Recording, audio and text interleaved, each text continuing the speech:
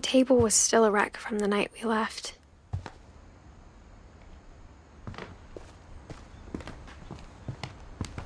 It was like a bomb had gone off, killing everyone but sparing the furniture. My mom was the only one of us who could imagine Great-Grandma Edie living in a nursing home.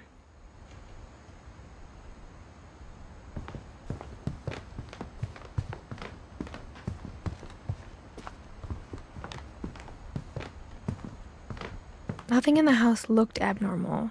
There was just too much of it, like a smile with too many teeth. Even the fireplace had a story. Edie told me the bricks came from the original house, after it sank.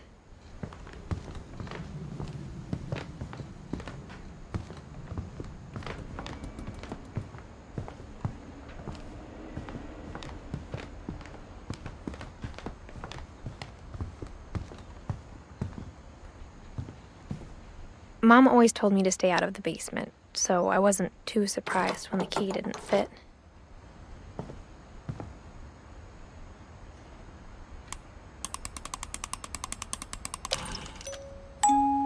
Great-Grandpa Sven built a music box for Barbara, along with the rest of the house.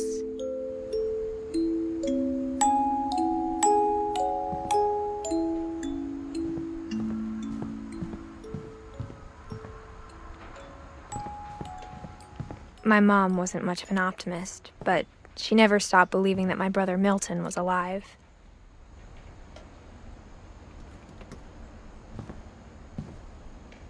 A lot of things got left behind in the whirlwind of that last night.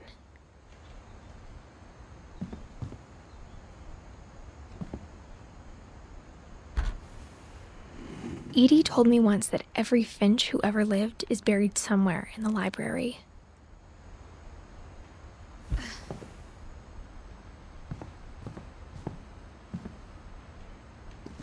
After Milton disappeared, Mom sealed up all the bedrooms. Then Edie retaliated and drilled peepholes.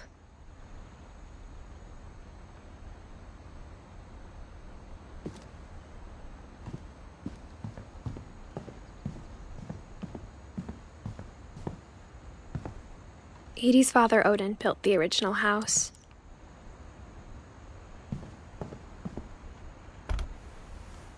Barbara was a child star for 2 years, until America grew out of it.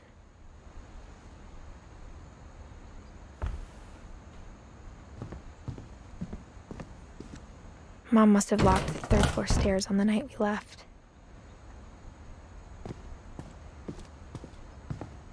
Whenever people ask me about my family, the first thing they always want to know about is Barbara.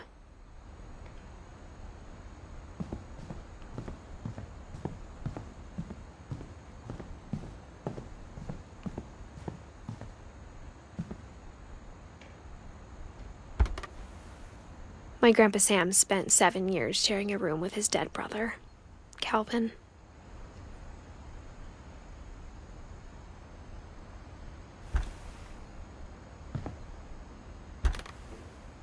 As a kid, I just assumed every house had peepholes and sealed rooms you weren't allowed inside of.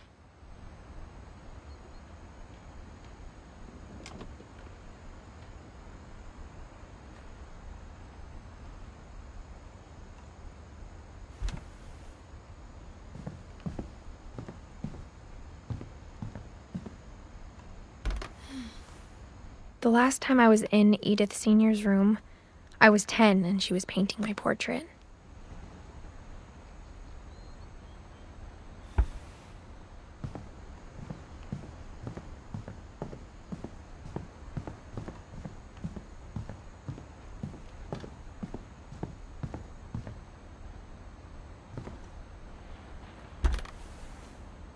Molly always seemed like a girl I could imagine being friends with, if she hadn't died in 1947.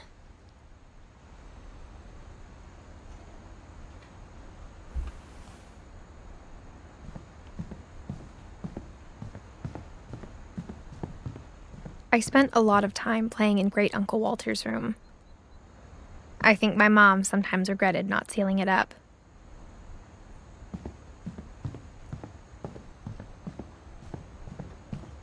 Lewis told me there were secret passages, but I never believed him.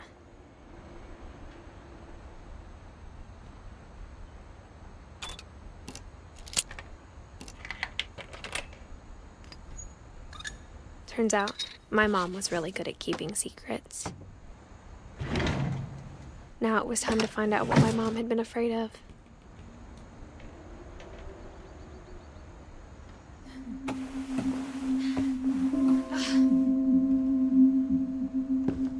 From the paintings on the wall, it was clear my brother Milton had been here before me. Reading this, maybe it sounds like I had a plan.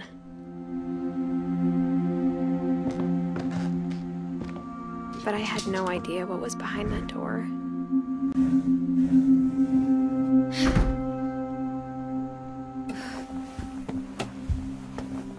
Just like I had no idea where all this was gonna lead.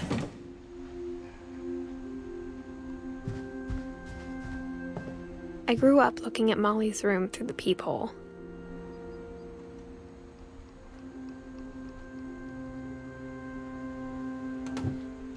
Molly's gerbil had a tiny bedroom with its own even tinier gerbil cage.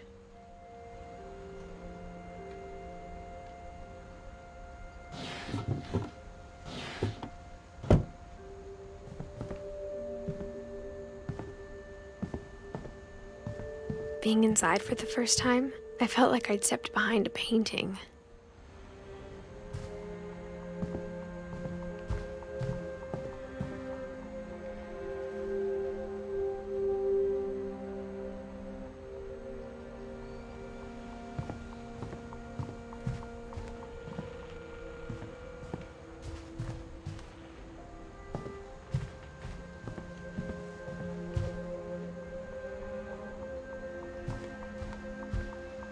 I got the sense Edie had spent a lot of time here, before my mom sealed the doors.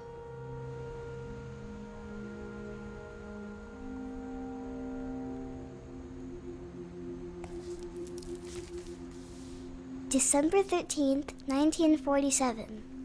Dear Diary, I'll be gone soon, but I wanted to tell somebody about what's gonna happen.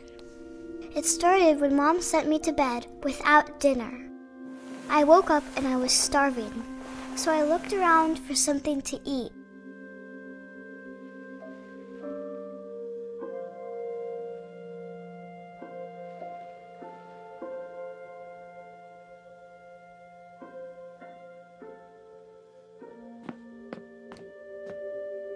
The gerbil food was dry, but I didn't mind it.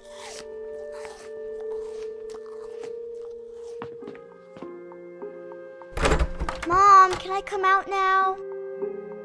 Sweetheart, it's late. Go to sleep.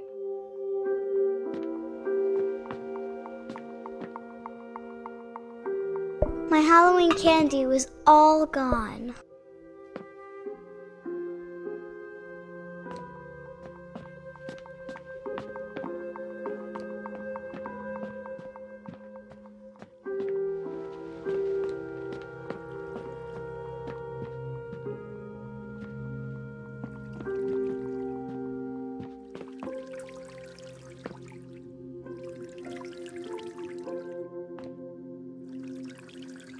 I thought about eating Christopher, but I held back.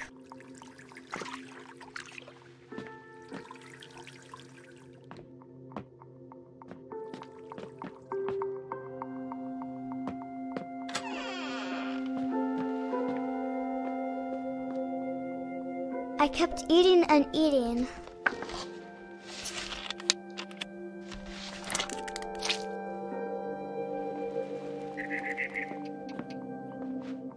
I ate a lot of things that night.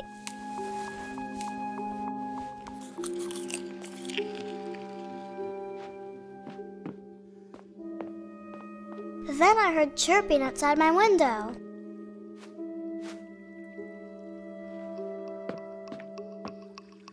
It was a barn swallow going back to her nest. I reached out for her.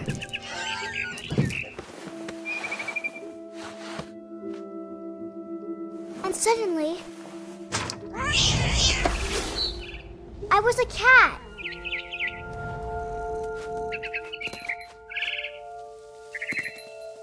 I tried to be quiet, but the bird was really scared.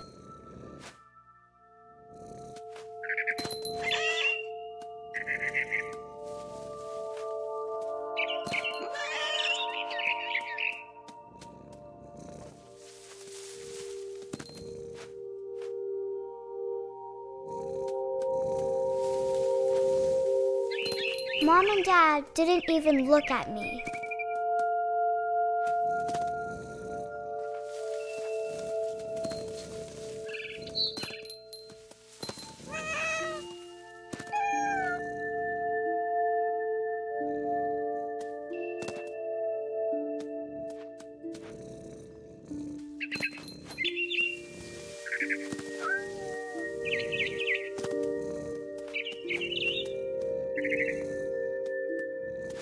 The babies were all gone.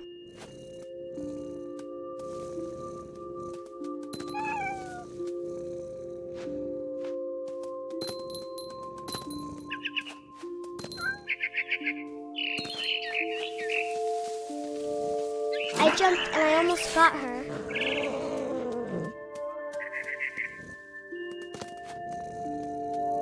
I could tell she was getting really tired.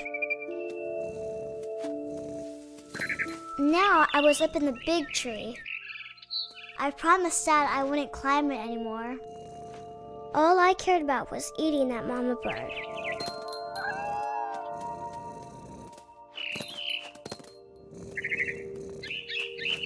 I gobbled her up. And suddenly, I was an owl. First, all I heard was the wind. Then I heard little teeth nibbling in the grass.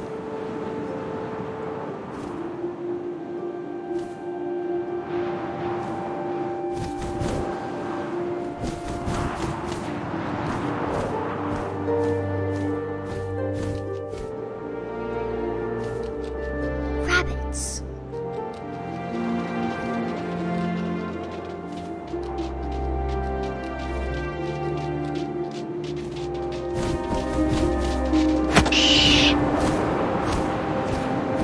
I imagined his face looking up and seeing mine through my talons. I swallowed him up, and I didn't chew one bit. Then I flew off to find something bigger.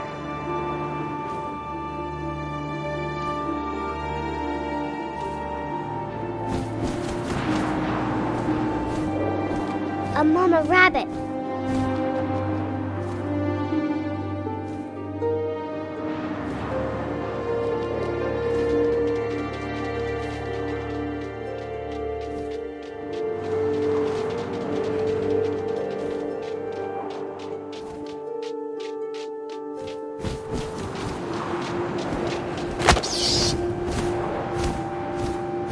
She was almost too big to carry. I started choking, but I couldn't stop eating. And suddenly, I was a shark!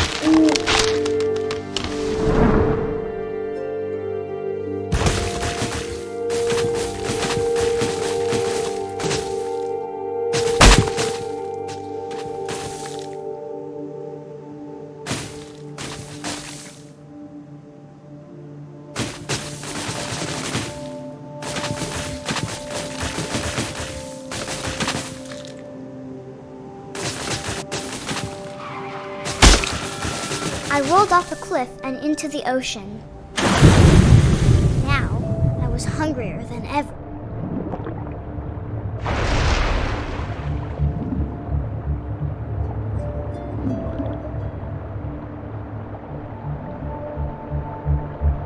I wanted fat, juicy seeds.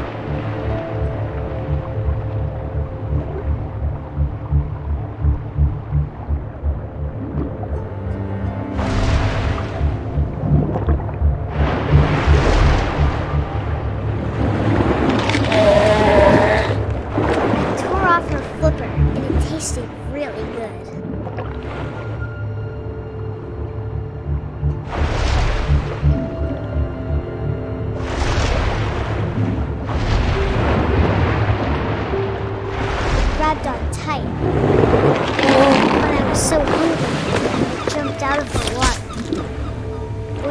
opened my eyes, everything had changed.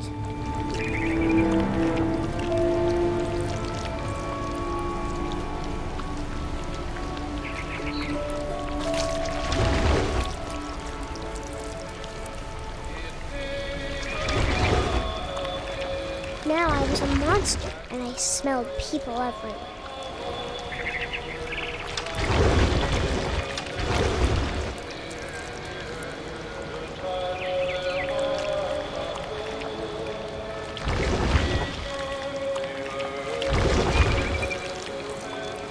I was big, but I moved real quiet.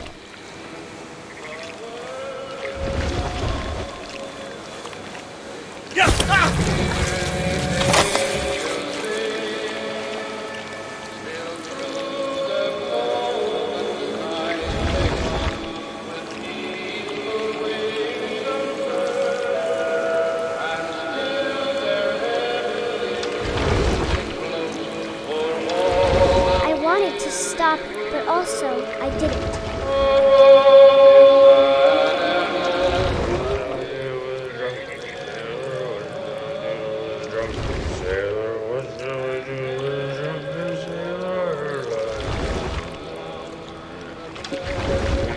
Belly with a rusty razor, belly with a rusty razor, belly with a rusty razor.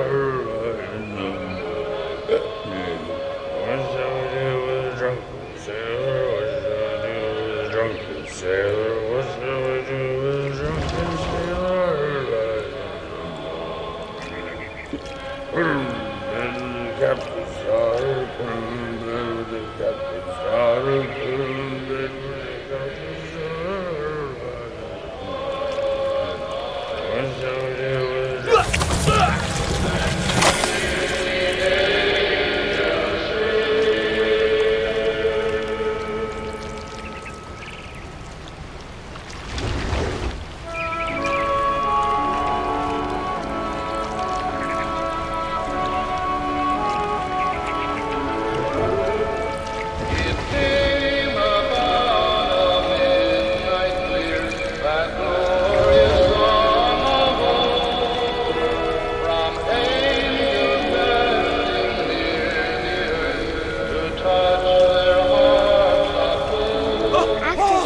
Passenger, I was still hungry. And across the water, I smelled something new. Something I had to have, so I swam towards it.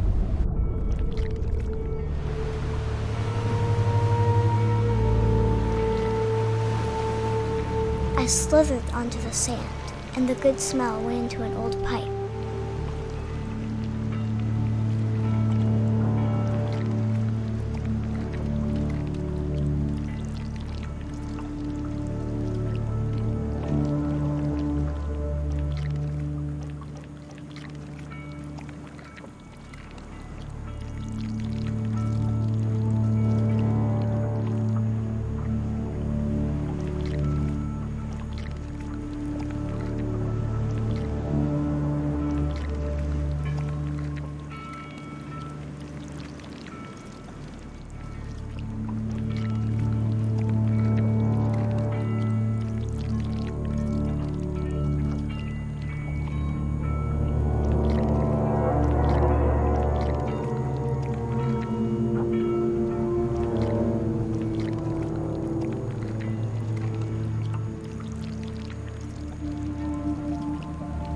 I got closer and closer.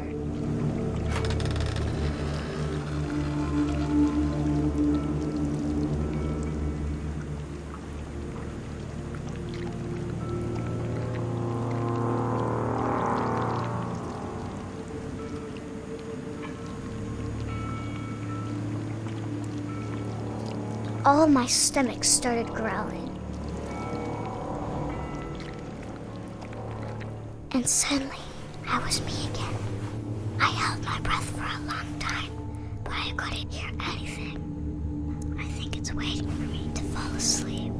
But it's not going to wait much longer. It needs to feed, and we both know I will be delicious.